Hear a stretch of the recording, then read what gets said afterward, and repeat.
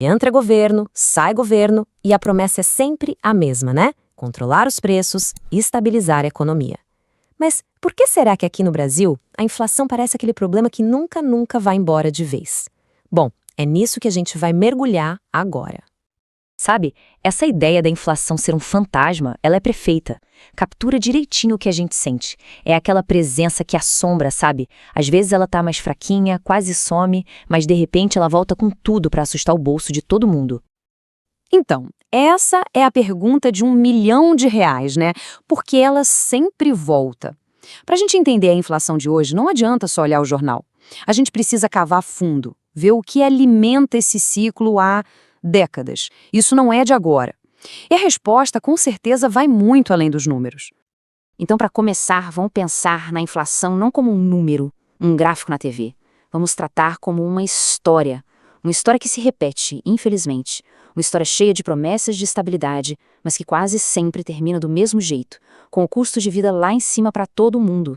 E olha, essa luta do Brasil contra a inflação é longa, viu? É uma novela cheia de altos e baixos. É exatamente isso, um ciclo sem fim de crise e um pouco de calma. Quem é mais velho vai lembrar, ou pelo menos ouviu falar. Anos 80, hiperinflação. Era um caos. Os preços mudavam de um dia para o outro, às vezes em horas. Aí em 94 veio o Plano Real, foi uma virada de chave, um alívio gigantesco. Mas o ciclo está aí para provar. O problema nunca foi resolvido na raiz. Veio uma crise política, uma crise econômica e pronto, o fantasma volta a assombrar. As raízes dessa instabilidade, elas continuam firmes e fortes. E é aí que a coisa fica mais perversa. Porque esse fantasma, ele não assusta todo mundo igual. E esse é um ponto crucial para a gente entender. Na prática, a inflação cria dois Brasis, duas realidades totalmente diferentes convivendo no mesmo lugar. É só olhar para essa comparação, fica muito claro. De um lado, quem tem grana, quem tem recursos, consegue se proteger. Bota o dinheiro em investimentos, imóveis, negócios, coisas que sobem junto com os preços.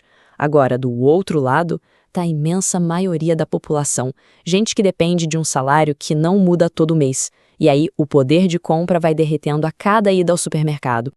E a gente não está falando de luxo, não. A inflação bate é no prato de comida. É o arroz, o feijão, a carne. É a conta de luz que não para de subir. É o busão, o gás de cozinha, tudo. E o salário? Bom, o salário quase nunca consegue acompanhar essa corrida. É uma perda de poder de compra real que a gente sente todo santo dia. Por isso que chamam a inflação de inimiga silenciosa. É perfeito. Ela não chega fazendo barulho. Não é uma coisa só. Ela vai se infiltrando, sabe? Entrando de fininho no orçamento da família, deixando tudo mais caro, de um jeito que é muito difícil de lutar contra no dia a dia. E o estrago que isso faz é devastador. Pensa bem, é R$ 1 a mais no pão, 50 centavos a mais na passagem, R$ 10 no botijão de gás. Olhando um por um parece pouco, né? Mas quando a gente junta tudo no fim do mês, pronto.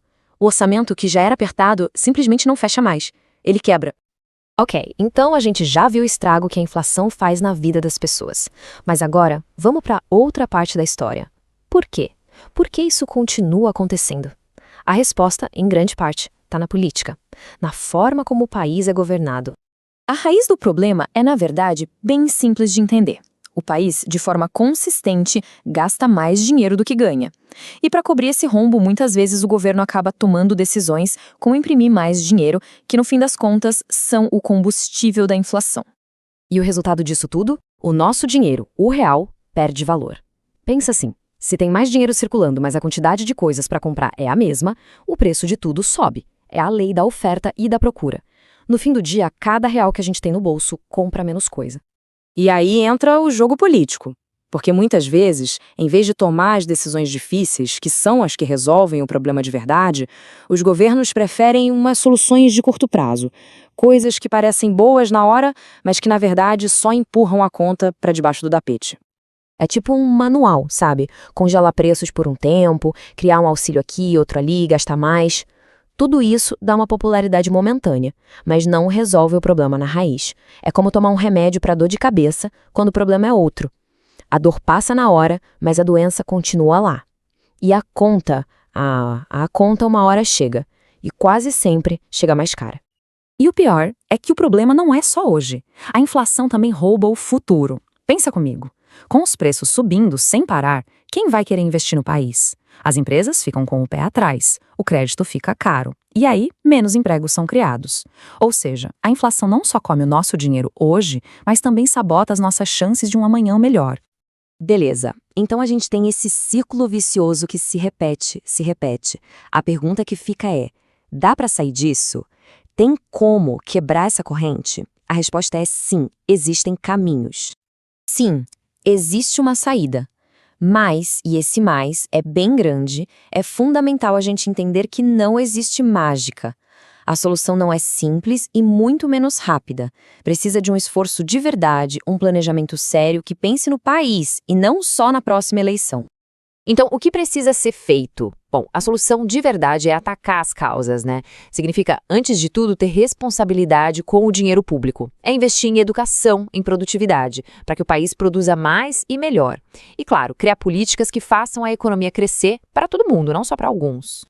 Essa frase final, para mim, resume tudo. A inflação é essa conta invisível, todo mundo paga, de um jeito ou de outro. Mas quem sente o peso de verdade, quem sofre com a dificuldade de fechar as contas, são os mais pobres. É neles que a corda arrebenta.